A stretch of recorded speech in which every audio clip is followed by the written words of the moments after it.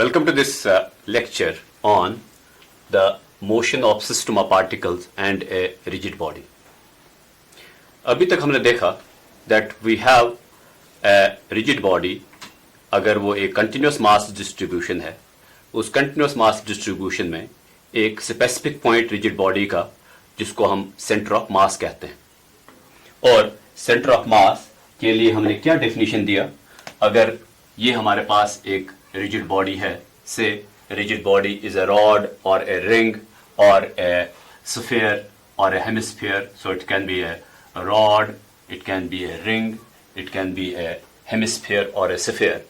तो जो center of mass है उसके एक position coordinate को हमने कुछ इस तरह से डेवलप किया that the position coordinate of center of mass is equal to, so this is RCM, is equal to M1 R1 plus M2 R2 plus M3 R3 dash dash up to Mn Rn divided by M1 plus M2 plus dash dash, this will go up to Mn. देखिए जो denominator है इस equation में, that denominator becomes the total mass of the rigid body. So I can write this as 1 by capital M, where capital M is equal to sum total of all the mass particles, and I have M1 R1 plus M2 R2 plus dash dash up to Mn Rn. Now this equation which you see, this equation has a relevance कि अगर continuous mass distribution है तो फिर जो ये summation है, this summation we transform into an integral, और उस integral को फिर solve करके हम axiom, that means x coordinate of center of mass निकाल सकते हैं, y coordinate निकाल सकते हैं और z coordinate निकाल सकते हैं. बेशक अगर ये एक पॉइंट है सेंटर ऑफ मास इस रिजिड बॉडी पर, एक खास पॉइंट है, इस खास पॉइंट के रिलेटेड हम इसके वेलोसिटी की भी बात कर सकते हैं, हम इसके एक्सेलरेशन की भी बात कर सकते हैं. वैसे ही जैसे हम न्यूटन के लॉ में जब हम लिखते हैं that for a particle of mass m, force is equal to mass of the particle multiplied by its acceleration, या linear momentum of the particle is equal to mass of the particle multiplied by velocity. तो ऐसा ही एक particle हमारे पास इस rigid body का centre of mass है, और इस सेंटर ऑफ मास की जो वेलोसिटी या एक्सेलरेशन है वो हम इस तरह की इक्वेशन से क्या रिप्रेजेंट कर सकते हैं या नहीं, that we are trying to see in this discussion. तो let me start off like this कि ये जो पोजीशन कोऑर्डिनेट है सेंटर ऑफ मास का, सेंटर ऑफ मास वैसा ही एक पॉइंट है जैसे हम पॉइंट मासेस के साथ ऑलरेडी डील कर चुके हैं फॉर डिड्यूसिंग न्यूटन्स लॉज. तो ये भी एक वैसा ही एक पॉइंट है, और अगर मैं इस इक्वेशन को डिफरेंशिएट करूं, I differentiate it with respect to time, so I have derivative of RCM becomes equal to, देखिए 1 by capital M, it's a constant, so this constant becomes 1 by capital M multiplied by, यहां पर देखिए जो M1 है ये एक constant है, so I'll have M1 into d over dt of R1 plus M2 into d over dt of R2 plus dash dash up to Mn into d over dt of Rn. तो you understand from the right hand side कि जो ये equations हैं, these equations are now involving a large number of particles, those particles which constitute the rigid body. अब यहां हम ऐसा कर सकते हैं कि if I see that I am writing the time derivative, the derivative of position vector of a particle of mass m1 with respect to time, so you will agree कि ये इस पार्टिकल की जिसका मास m1 है ये इसकी velocity को represent करता है. so I can write it as m1 into velocity v1. velocity v1 is the velocity of the particle 1. then I have m2 into velocity v2, and then I have similarly mn into velocity vn. Now this right hand side of the equation can further be written like this कि जब एक single particle के लिए हम ये definition use करते हैं that linear momentum is equal to mass into velocity, so I can call this as 1 by capital M into P1 plus P2 plus P3 plus dash dash up to Pn. तो ये जो equation है, this equation has in it on the right hand side some total of linear momenta of different particles which constitute the rigid body, and this sum total of linear momenta, for a while I may write like this. So there I have 1 by capital M into this P total is the total linear momentum of all the particles of rigid body. Or here on the left hand side what we see when I differentiate with respect to time the position vector RCM, this becomes the velocity of that center of mass. So this is velocity of center of mass, velocity of center of mass, velocity of center of mass. और अगर मैं इस capital M को multiply कर दूं to the left hand side, we have a relation. The relation will look like this कि अगर capital M ले हम, so capital M multiplied by VCM, VCM is velocity of center of mass, becomes equal to, on the right hand side is P total. We are not talking about a single particle now. हम एक system of particles की बात कर रहे हैं which have been arranged to form a rigid body, और उस पूरे सिस्टम का जो मास है वो है कैपिटल M. जब हम यहां पर कैपिटल M को कांस्टेंट मानते हैं, we agree to this that there will be no particle entering this system and no particle leaving the system. That sense we call this system where no particle enters. जैसे ये M1, M2, M3, they are fixed particles. No particle will be allowed to leave the system. No particle will be allowed to enter the system. Such a system we call as a closed system of particles. So we are referring to a closed system. And for a closed system, what you see is that capital M is the total mass of the system, V is velocity of center of mass, and the total linear momentum of that system is P. And this product, that linear momentum of the system, is equal to capital M. Capital M is mass of the rigid body multiplied by the velocity of center of mass, has a very important interpretation. The interpretation is the way I find for a particle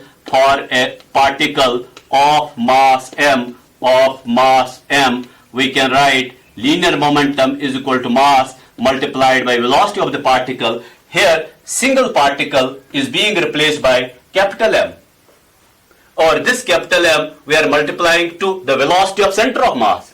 अब देखिए centre of मास जो है ये इस तरह से behave करता है as if the whole mass of the rigid body capital M lies at the centre of mass, क्योंकि यहां आप इसी पॉइंट की मोशन को ऑब्जर्व करते हो जिसका मास है एम, तो ये है वो पॉइंट जिसकी मास एम की बात हो रही है और वेलोसिटी है वी.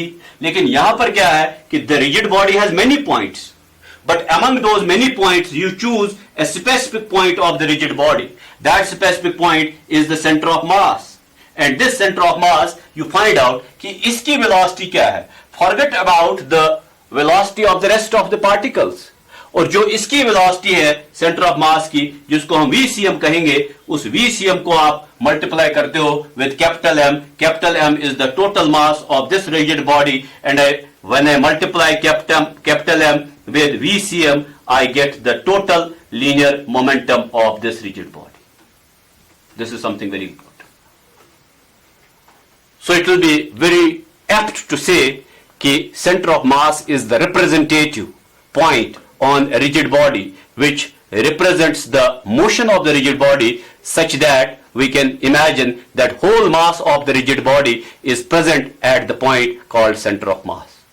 और इसके आगे जब हम इसी सेंटर ऑफ मास को अब आगे जब हम इसके एक्सेलरेशन की बात करते हैं, is it possible to write that we have the force acting on a rigid body equal to mass capital M of the rigid body multiplied to ACM. What's ACM? That ACM is acceleration of the center of mass.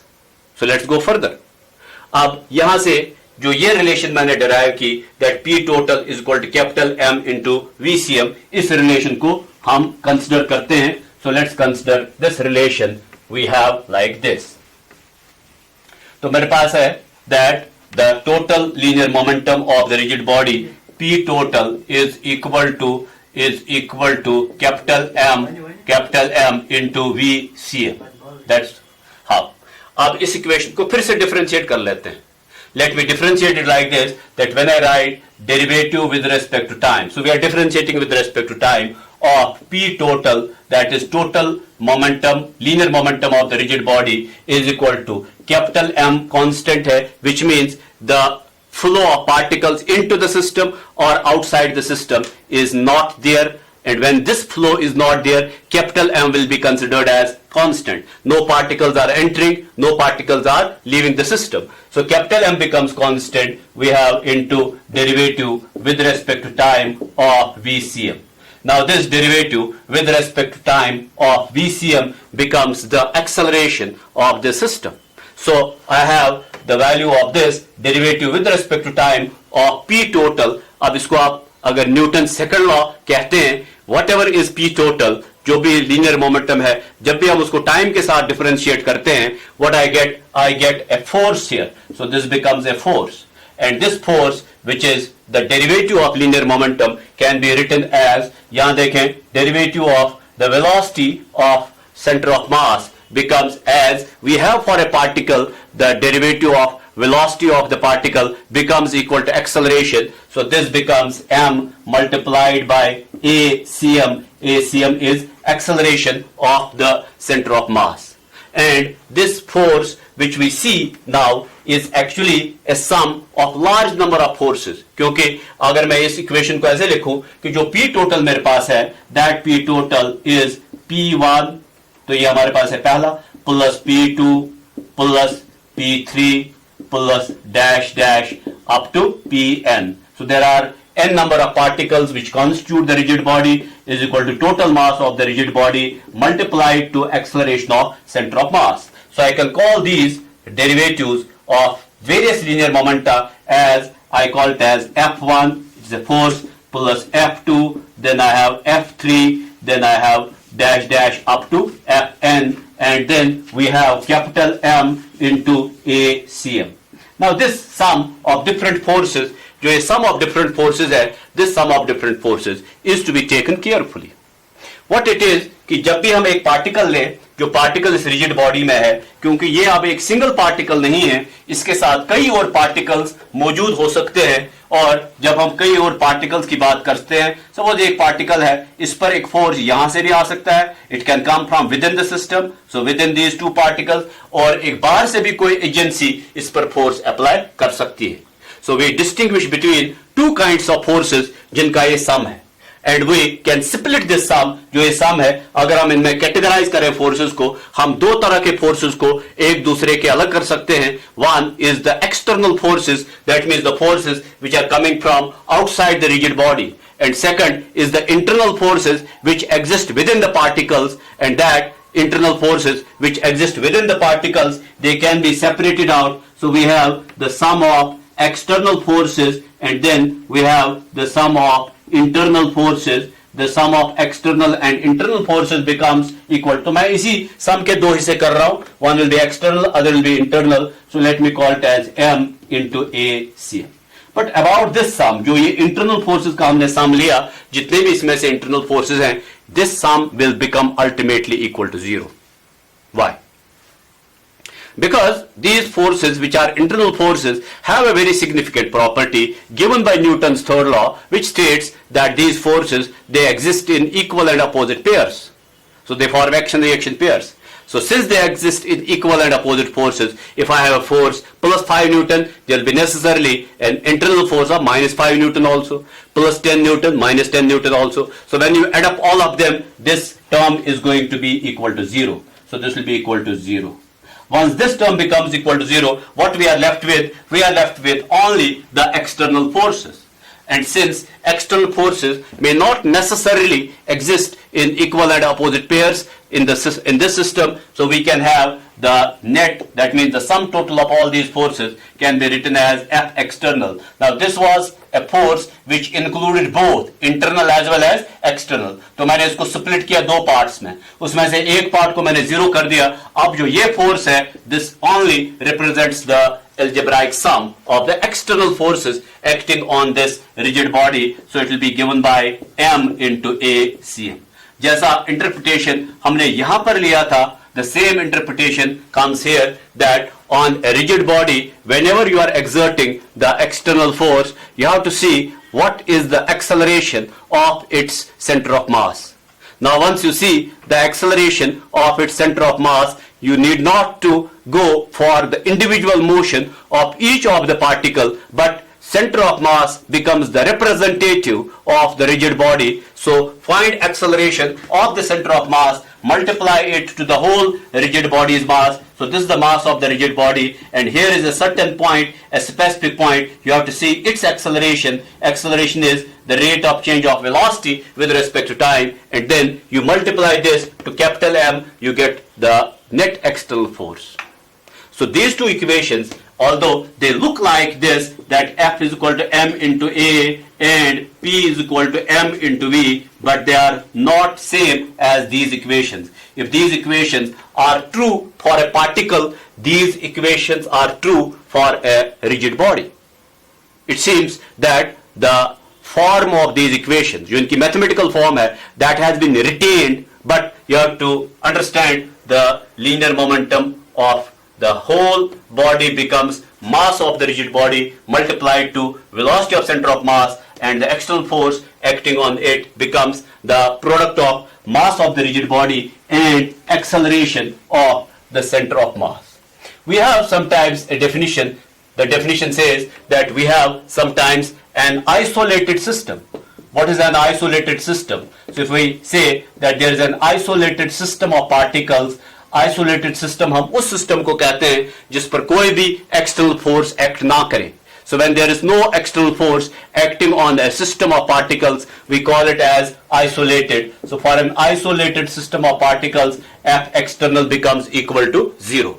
Which means कि अगर मैं इस equation को लेके चलूं, that M multiplied by A CM becomes equal to see F external is equal to 0 becomes equal to 0. What would this mean? This would mean कि if I write it like this, that M into d over dt of VCM becomes equal to 0. Assuming कि अगर जो mass है, this mass is the constant, that means system is also a closed system. तो ये जो M है, this I can write here, so I can get d over dt of capital M into VCM becomes equal to 0. और ये अभी हम देख चुके हैं that M into VCM is the total linear momentum of the system of particles. So I have d over dt of P total, that becomes equal to 0. So we are led to a very important result. The result says that P total must be equal to 0, which means that the absence of an external force which makes a system isolated, in an isolated system, the total linear momentum of the system remains conserved. And this total linear momentum of the system remains conserved in absence of an external force, gives us what we call as the law of conservation of linear momentum. The statement proper is that in absence of an external force, the sum total of linear momenta of all the particles, or the total linear momentum of the system, remains a constant. So this is how we bring about a kind of uniformity between the equations which are applicable to particles to a rigid body, where we select one specific particle representing the whole rigid body, and that specific particle is the center of mass of the rigid body. Now we further take up the concept of rotational dynamics. Question is, what causes rotational motion?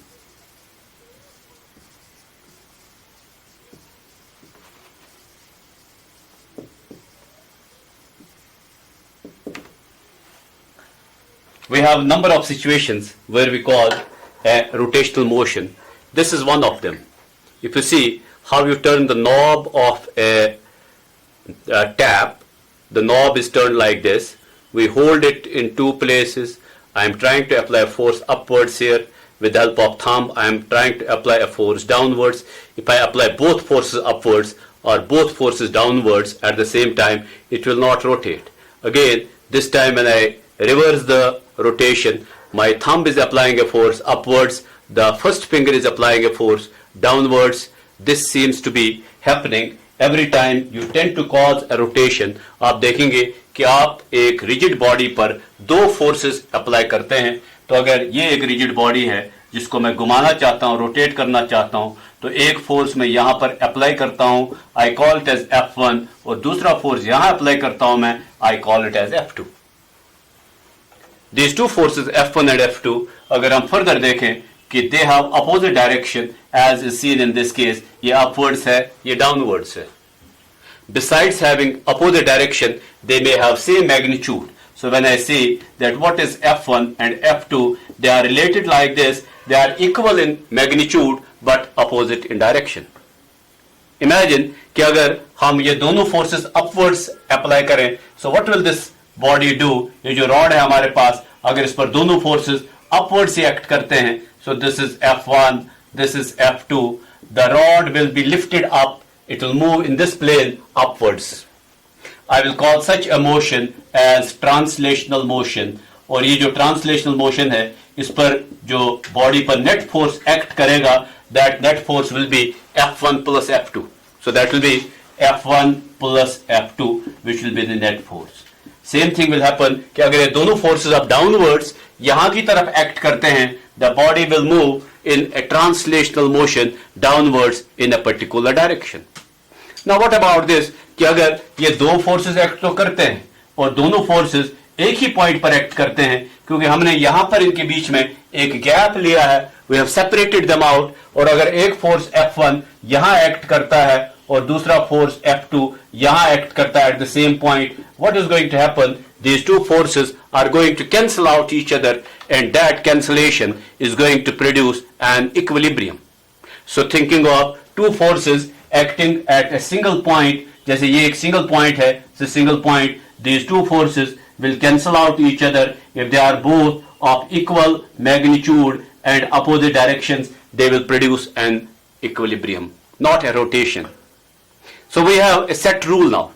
In order to cause rotation of a rigid body, it is compulsory that two equal and opposite forces act at two different points on the rigid body.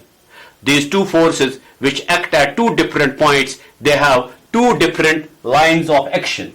What's the line of action? The lines of action is कि जो इसका force का ये direction है, this will be called as its line of action, और जो ये है, this is the line of action of the force F1.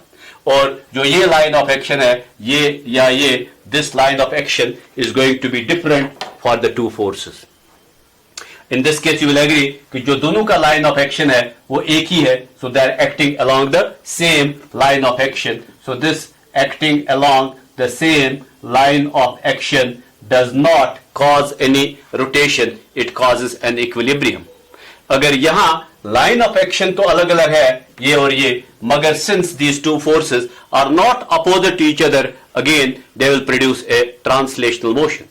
So what becomes now compulsory is these two forces which must be equal in magnitude, opposite in direction, and they must act at two different points on the rigid body. We call this pair of forces as a couple.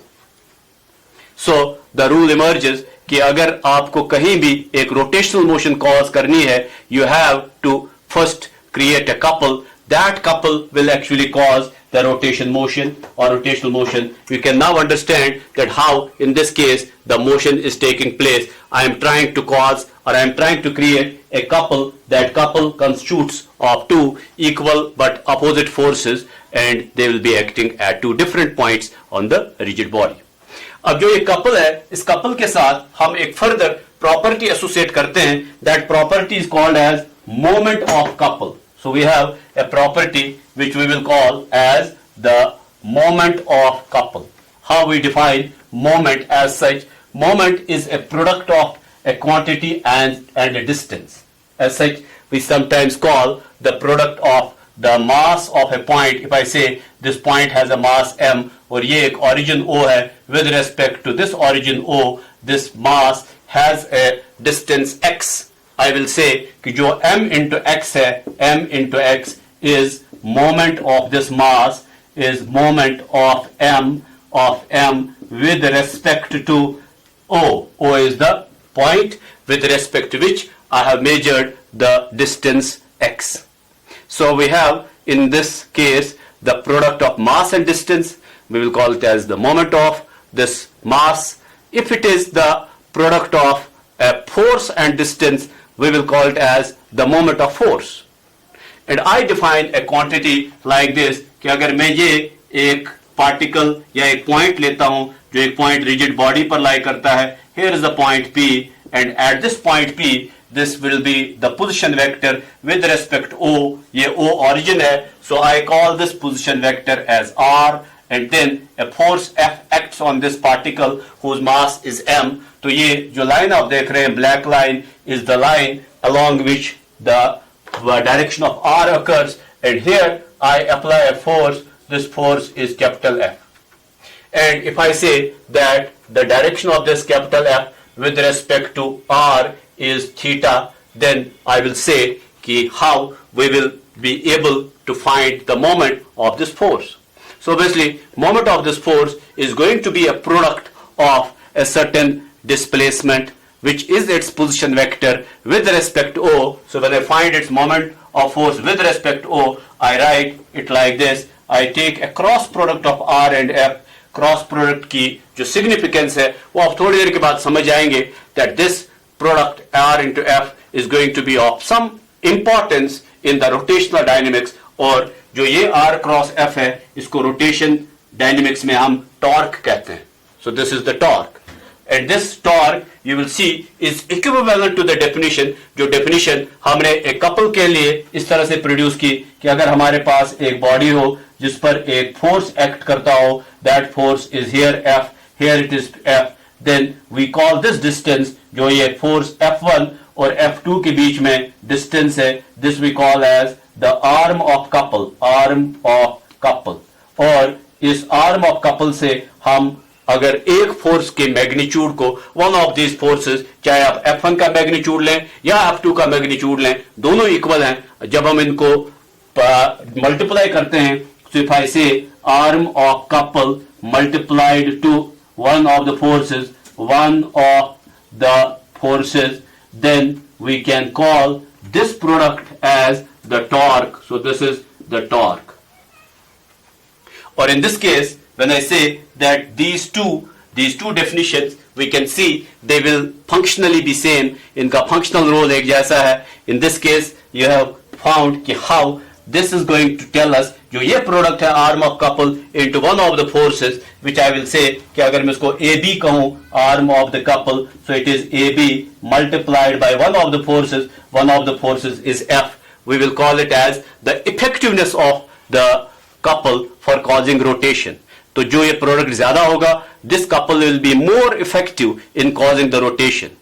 और यही definition जब हम यहां पर लेके आते हैं, a distance being multiplied to a force, it is the magnitude of this. अगर आप इसका मैग्नीट्यूड लेंगे, see that magnitude I will write as the first force multiply the first vector, उसका magnitude multiplied by the magnitude of the second vector multiplied by sine theta, where theta is the smaller angle between the direction of these two vectors. In this diagram, theta you can see is the angle between direction of R, this is the direction of R, and this is the direction of F.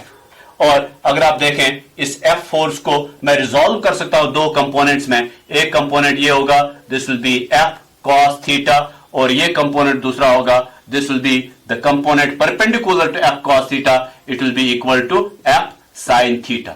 तो अगर आप यहां देखें कि जो ये product है, that magnitude of torque will be equal to R, that is F, then this is sin theta. So you will see जो ये F sin theta है, F sin theta is that component of the force which is perpendicular to the direction of R. And this product where we think of multiplying again a distance, this is a distance, and this is one of the components of the force, which obviously is a force, is what we call as the moment of force. So we have the moment of force, or we call it as torque. And when I call it as moment of force, I will say it is moment of this force F with respect to O, क्योंकि जो distance R है वो हम major कर रहे हैं from O. तो जैसे यहां हमने कहा कि it is moment of the mass with respect O, here it is moment of this force with respect to O. और इस टॉर्क की एक फिजिकल सिग्निफिकेंस अब यह है कि this torque is going to tell us कि how effective this force is going to be in causing the rotation. आप एक चीज सिंपली नोट कर सकते हैं that if I take the value of theta equal to 0 degree, so if theta is equal to 0 degree, F comes in the direction of R, so I see that R is parallel to the direction of F. Then what you see is the torque whose magnitude is given by R into F into sine 0 degree now, because मैंने theta की जगह 0 degree put किया है, it comes out to be 0.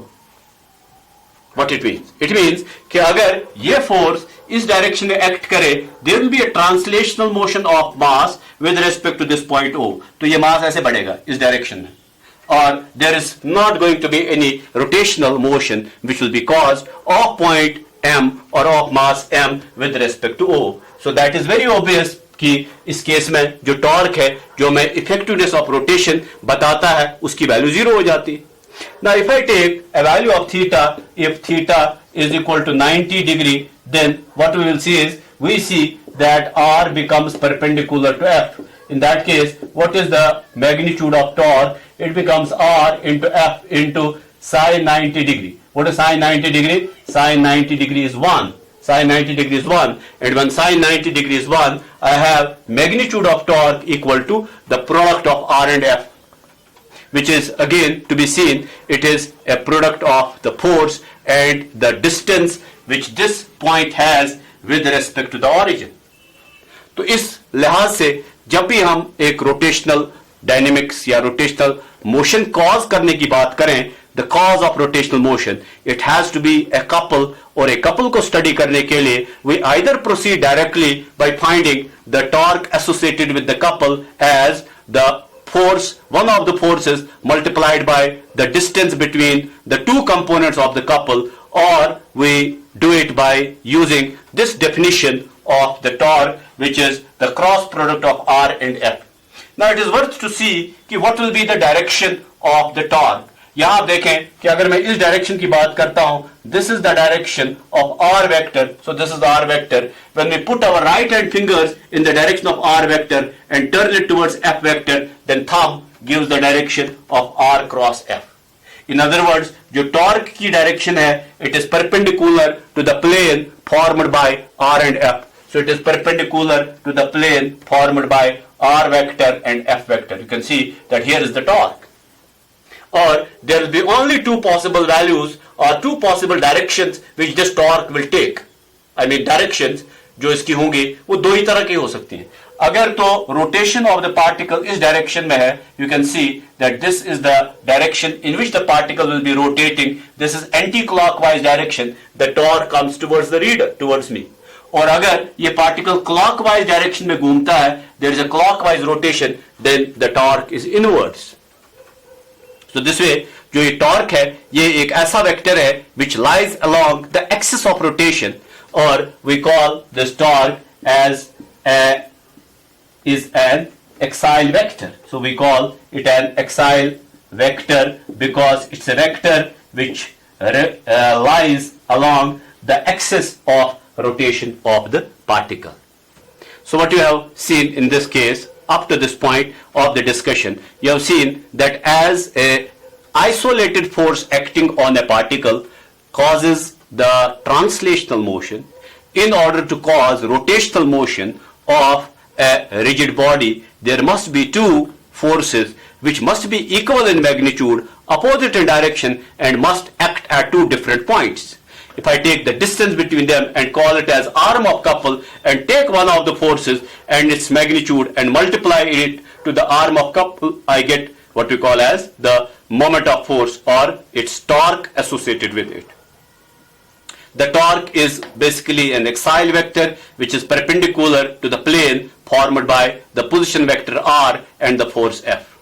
And this direction of torque, which is along the axis of the rotation, can take two senses. If the rotation is anti-clockwise, the torque is towards the reader, and if the rotation is clockwise, the torque is towards away from the reader along the axis of rotation. And this is how we can think about the occurrence of rotational motion and the concept of torque. Now, closely related to the torque is the concept of angular momentum. And before you go to angular momentum, you have to really understand कि अगर हम इस force की बात करते हैं, जैसे ये अगर फोर्स एक सिंगल फोर्स होता which was acting at a point like this, कि अगर ये इस पॉइंट पर एक्ट कर रहा होता as a single force, it would be producing a translational motion. लेकिन जब एक एक्सटेंडेड ऑब्जेक्ट हो, जब उसके दो अलग अलग पॉइंट्स पर फोर्स एक्ट करेंगे, there will be a rotational motion. Or we come to now what we call as the angular momentum of the body, which is a measure of amount of rotation which it possesses.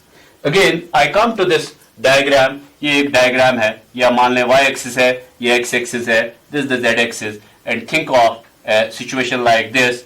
This is a point here. Here I have a particle. This particle is lying in this plane. इस plane में lie कर रहा है, and this particle has a direction of r. जो ये r है, it is directed in this direction. ये आप देख रहे हैं. This is the origin, and at this point, this particle of mass m, it possesses a linear momentum. That linear momentum is the product of its mass and velocity, and that linear momentum is acting in this direction. So suppose this is the direction of p, and this angle is theta.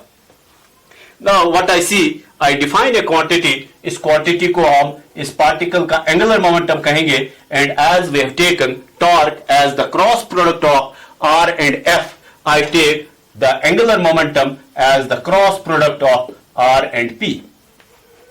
You will see कि जब आप इस equation में p को देखते हैं, this p can be written sometimes like this. So I can also call it as r cross. ये p जो है, it is mv. So I can say it is r cross v, and I can keep m outside. So this m is a scalar. इसको आप बाहर भी लिख सकते हैं, और it's a positive scalar. It will not influence the direction of L vector. And if I now go further from here, जो angular momentum है, this angular momentum is going to play some analogous role, जो हम बाद में देखेंगे, by comparing a rotational motion with a translational. I can express now कि जो ये L है, this L becomes magnitude wise equal to magnitude of R multiplied by magnitude of P multiplied by sine theta, where theta is the angle between the direction of R and the direction of P. So this L, which will be written like this, R into P into sine theta, can also be expressed as, जो P हम लिख रहे हैं is equal to mv, तो इसको आप ऐसे भी लिख सकते हैं R into mv sine theta, या I can say mvr sine theta. और अगर ऐसा हुआ कि theta is equal to 0 degree, so if theta is equal to 0 degree, you will see that sine 0 degree will be equal to 0. So the this magnitude of angular momentum becomes equal to mvr into sine 0 degree, which is equal to 0.